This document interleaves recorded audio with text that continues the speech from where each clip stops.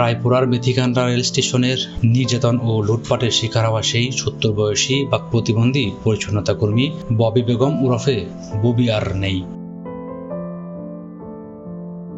গতকাল রাতে হাসপাতালে নেওয়ার পথে অ্যাম্বুলেন্সেই তিনি শেষ নিঃশ্বাস ত্যাগ করেন।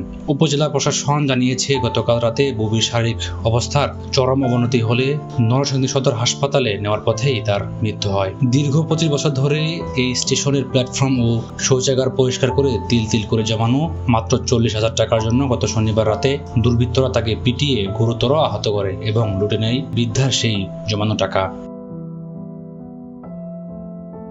বাক প্রতিবন্ধী বুবি মুখে বলতে না পারলেও তার চোখের পানি আর ক্ষতবিক্ষত শরীর বুঝতে বাকি রাখে না কতটা নির্মম নির্যাতনের শিকার হয়েছেন তিনি। প্রশাসনের পক্ষ থেকে মামলা হলেও অপরাধীদের এখনো ধরা যায়নি।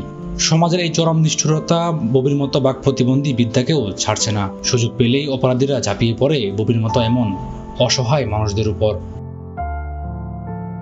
দর্শক, সমাজের এই অপরাধীদের কি শাস্তি দেওয়া উচিত জানাবেন কমেন্টে।